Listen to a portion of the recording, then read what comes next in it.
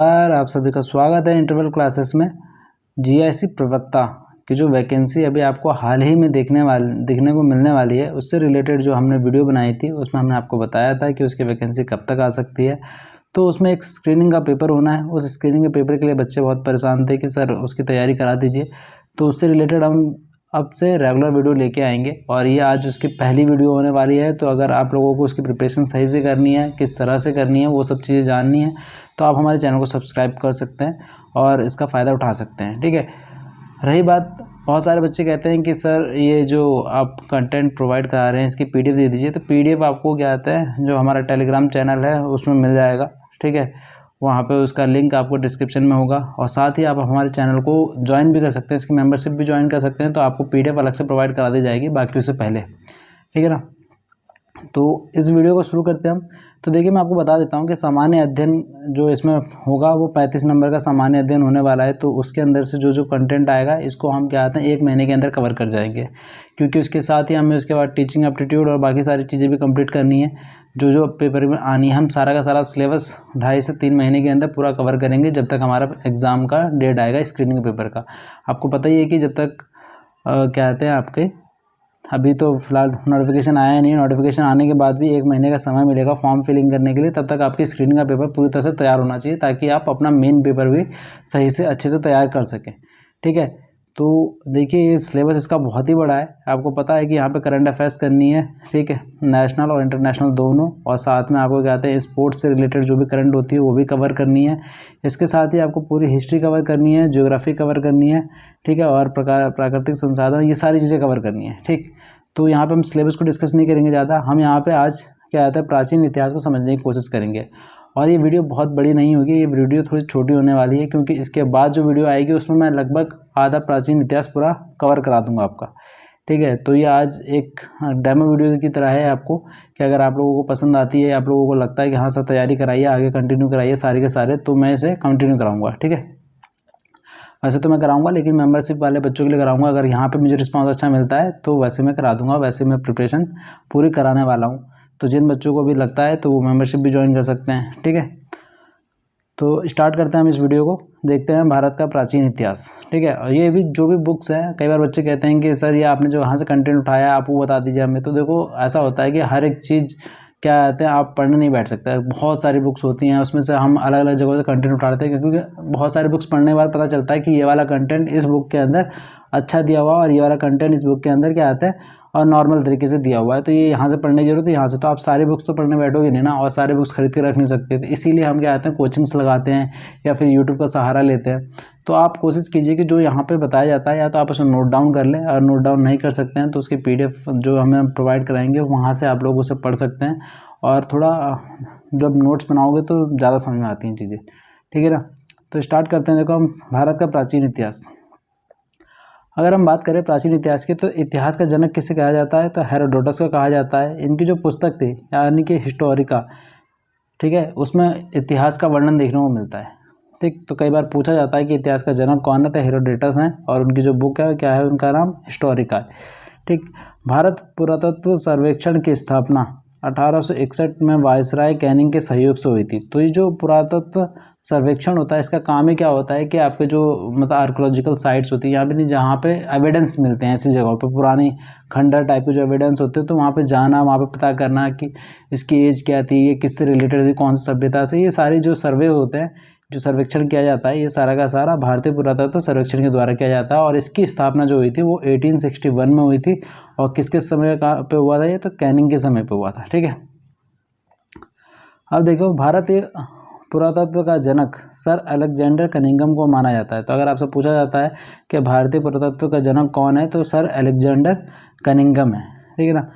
और भारतवर्ष का सर्वप्रथम उल्लेख कहाँ पर हमें देखने को मिलता है, तो हाथी गुम्फा अभिलेख है, वहाँ पे आपको क्या आता है भारतवर्ष का सर्वप्रथम उल्लेख देखने को मिलता है। वह हिंदुस्तान का प्रथम उल्लेख आपका ससानी अभिलेख में देखने को मिलता है। तो ये दो बातें आपको याद रखनी है, और इससे पहले वाली भी सारी इंपॉर्टेंट, और आपको क्वेश्चन देख के लग रहा होगा कि ये सारे इंपॉर्टेंट, मतलब हर किसी न किसी एग्जाम में पूछे गए सवाल है। ऐसा ये जो अभी आपने 3-4 पॉइंट्स पढ़े हैं, ये सारे के सारे आपका हर एक एग्जाम में पूछे हुए सवाल हैं। ठीक है। तो हम यहाँ पे उसी तरह से चलने की कोशिश करेंगे कि क्या कहते हैं आपको सारे के सारे सिर्फ इंपॉर्टेंट फैक्ट्स पढ़ना हो, बहुत सारा ग्रंथ ना पढ़ना पड़ जाए। ठीक है ना। अब हम बात करते हैं ग्रंथों की। जब ग्रंथ की बात कर रहे हैं तो ठीक है, ऐतिहासिक ग्रंथ और उसके स्रोत क्या हैं। तो देखो, भारत का सबसे प्राचीन धर्म ग्रंथ जो है वो वेद है। ठीक है, वेदों का संकलन महर्षि कृष्ण द्वैपायन वेद व्यास ने किया था। तो कई बार पेपर सिर्फ क्या आते हैं, वेद व्यास नाम लिखा हुआ आ जाता है। तो आपको ये ध्यान रखना है कि जो क्या आता है संकलन है वेदों का, वो किसने किया है, तो वेद व्यास ने किया है। वेद का अर्थ है ज्ञान प्राप्त करना। तो कई बार आपसे पूछा जा सकता है कि वेद का अर्थ क्या है, तो वेद का अर्थ है ज्ञान प्राप्त करना। इन्हें संहिता भी कहा जाता है। तो कई बार आपने सुना भी होगा ना कि संहिता वर्ड आता है लिखा हुआ, तो संहिता भी कहा जाता है। इनकी संख्या 4 है, ऋग्वेद, यजुर्वेद, सामवेद और अथर्ववेद। ठीक, तो ये आपको ध्यान रखना है। और अथर्ववेद क्या है, ये क्रोनोलॉजी है कि ऐसे ही आपको याद रखना है, क्योंकि कई बार एग्जाम में पूछा जा सकता है कि पहला कौन सा था और सबसे आखिरी कौन सा था। तो ऐसे ही है आपका ऋग्वेद, यजुर्वेद, सामवेद और अथर्ववेद। ठीक है, आप पहले वेद की बात करते हैं, यानी कि आपका ऋग्वेद की बात करते हैं हम। ठीक, तो ऋग्वेद में देखो, ऋग्वेद से क्या क्या क्वेश्चंस बनते हैं कि सबसे प्राचीन वेद ऋग्वेद है, जिसमें 10 मंडल और 1028 सूक्त हैं। इसमें 11 बालखिल्य सूक्त और 10,462 मंत्र या ऋचाएँ हैं। ठीक है ना। तो अब देखो, इसे समझो कि 10 मंडल हैं। 10 मंडल का मतलब क्या हो गया आपका, जैसे कि यहाँ पे पॉलिटी के अंदर आप पढ़ते हो ना कि शेड्यूल्स होते हैं, तो 12 शेड्यूल्स हैं, फिर उसके अंदर क्या आते हैं, इतने आर्टिकल्स हैं। तो ये भी कुछ उसी टाइप से कि क्या आते हैं, यहाँ पे 10 मंडल हैं इसके अंदर, और उसके अंदर क्या है आपका 1028 सूक्त हैं। इसके अंदर क्या है 11 बालखिल्य सूक्त हैं अलग से, और उसके बाद आपका 10,462 मंत्र हैं या फिर क्या है ऋचाएँ हैं। अब बात करते हैं कि ऋग्वेद की रचना सप्त सैंधव प्रदेश में हुई, जिसमें 3 भाग हैं। ठीक है, साकल और वास्कल और बालखिल्या। ठीक है, तो देखो सप्त सैंधव प्रदेश के अंदर हुई थी, और उसके भाग कितने हैं सप्त सैंधव प्रदेश के, साकल, वास्कल और बालखिल्या। ठीक है, तो ये किस साइड में था सप्त सैंधव प्रदेश, तो ये आपका नॉर्थ वेस्ट वाला जो रीजन था वो उस साइड में क्या था आपका सप्त सैंधव प्रदेश था। ठीक है, सप्त सैंधव प्रदेश को मैं आपको ऐसे बता दूं कि जैसे अगर सपोज आप ऐसे डायरेक्शंस को लेते हैं और ये हमारा इंडिया अगर आप ऐसे बना देते हैं, तो ठीक, तो ये हमारा डायरेक्शन जो होती है, इधर ईस्ट होती है, इधर वेस्ट होती है, और इधर नॉर्थ और इधर साउथ। तो ये क्या कह रहे हैं कि नॉर्थ वेस्ट में है, तो नॉर्थ वेस्ट का मतलब ये वाला जो एरिया था इधर को सप्त सैंधव प्रदेश था। ठीक है ना। आगे हम बात करते हैं नेक्स्ट अगले प्रश्न की। तो देखो अगला है हमारा कि ऋग्वेद में पहले व 10वें मंडल की रचना अंत में हुई है।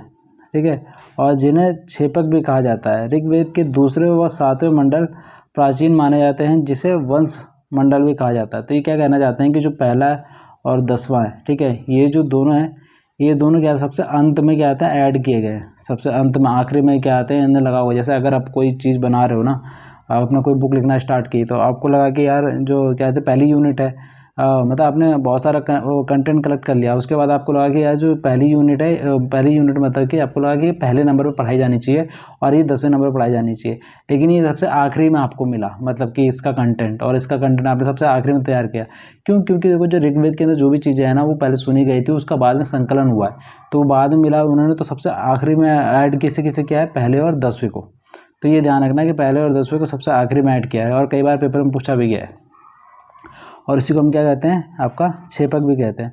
और दूसरा और 7वें मंडल को प्राचीन माना जाता है। सबसे प्राचीन कौन से हैं, तो दूसरे और 7वें मंडल हैं, और इसे हम क्या कहते हैं, वंश मंडल भी कहते हैं। आगे हम बात करते हैं कि ऋग्वेद का पाठ करने वाले ऋषि को होत्र कहा जाता है। तो होत्र किसे कहते हैं, जो ऋग्वेद का पाठ करता है उसे होत्र कहते हैं। ऋग्वेद में ऋचाओं का संग्रह होता है, जिसे भगवान की स्तुति या प्रार्थना से संबंधित मंत्र हैं। ठीक है, और ये जो मैं आपको कंटेंट दिखा रहा हूँ, ये एनसीईआरटी पे बेस्ड है। कहीं आप लोग सोचोगे सर कहीं से भी आप उठा के बता रहे हो, तो नहीं, तो ये सिर्फ इसमें क्या आता है, एनसीईआरटी का संकलन। और ज़्यादातर आपको पता ही है कि अगर आपके एनसीईआरटी सही है, तो आपके ये जो एग्ज़ाम्स होते हैं ऐसे वाले, वो क्लियर हो जाते हैं आराम से, सिर्फ अगर आप एनसीईआरटी पूरा कंप्लीट कर लेते हो तो 6 से 12 तक। आगे हम बात करते हैं कि ऋग्वेद के तीसरे मंडल में गायत्री मंत्र का उल्लेख है, जो सावित्री देवता को समर्पित है।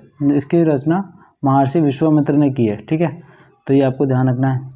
और आगे हम बात करें कि ऋग्वेद में दूसरे व 8वें मंडल की रचनाएं क्रमशः वशिष्ठ, विश्वामित्र, भारद्वाज, वामदेव, अत्रि और गृत्समद और कर्णव और अंगिरस ने किए।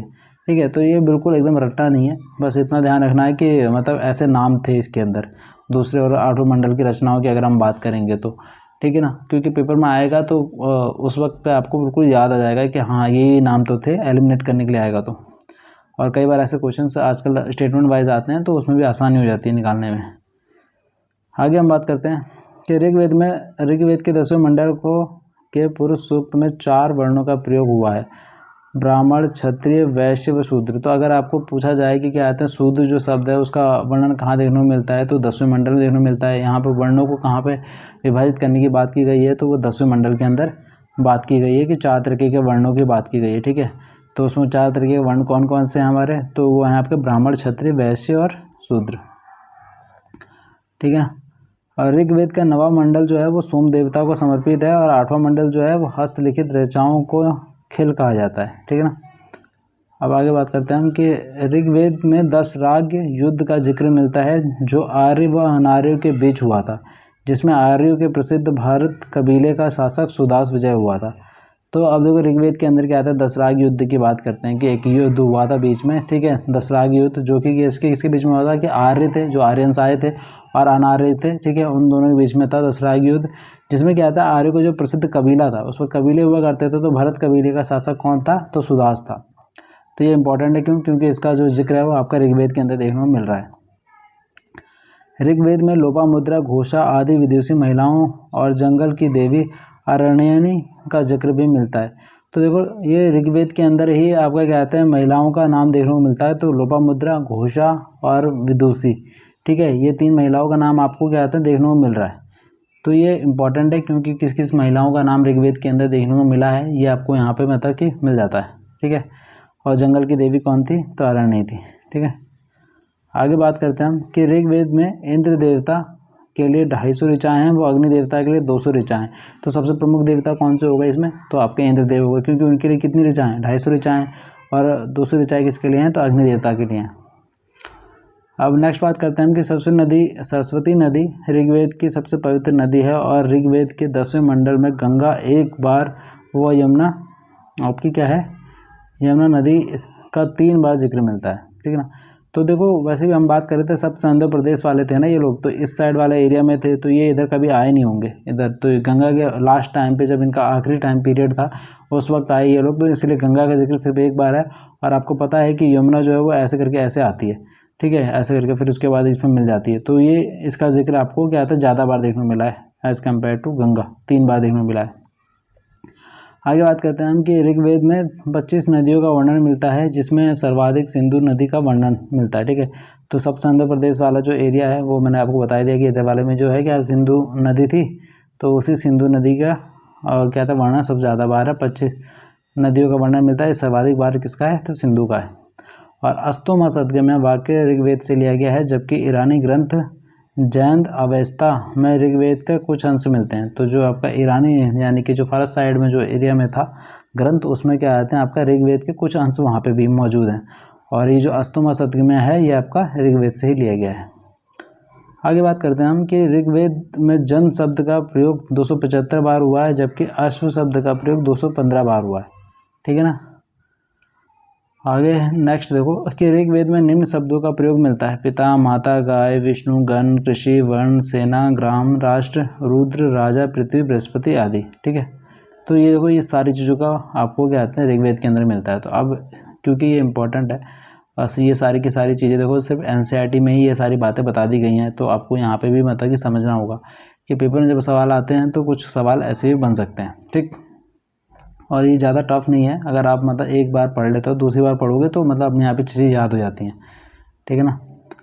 अब देखो नेक्स्ट है हमारा कि सामवेद की बात करते हैं हम। तो सामवेद में देखो सामवेद का संबंध किससे है, तो आपका म्यूजिक से यानी गायन से है, और जिसमें भारतीय संगीत का जनक माना जाता है सामवेद को ही। और सामवेद में कितने हैं आपके 1549 ऋचाएँ हैं, जिनमें 75 छोड़कर सभी ऋग्वेद से ली गई हैं। सामवेद की 3 शाखाएँ आपकी कौथुम, जैमिनी और रमणीय, ठीक है। और देखो आगे बात करें हम तो सामवेद में मंत्रों का गायन करने वाले पुरोहित को उद्गाता कहा जाता है, जबकि सामवेद में वर्णित देवता को सूर्य कहते हैं, ठीक है। अब थर्ड है हमारा यजुर्वेद। तो यजुर्वेद की बात करें तो यजुर्वेद में अनुष्ठानों व कर्मकांडों यानी कि आपका जो जादू टोना ये सब चीज़ें होती है ना, जादू टोना कह रहा हूँ मैं, सॉरी, जो क्या आते हैं ये यज्ञ वज्ञ होते हैं आपके यजुर्वेद अनुष्ठानों कर्मकांडों को प्रयुक्त होने वाले मंत्रों का संकलन है। तो जो हम करते हैं ना यज्ञ कराते हैं घर पे, ये सारी चीज़ों का वर्णन कहाँ मिलता है, तो ये आपका यजुर्वेद में मिलता है, यानी गद्य और पद्य दोनों में है यहाँ पे।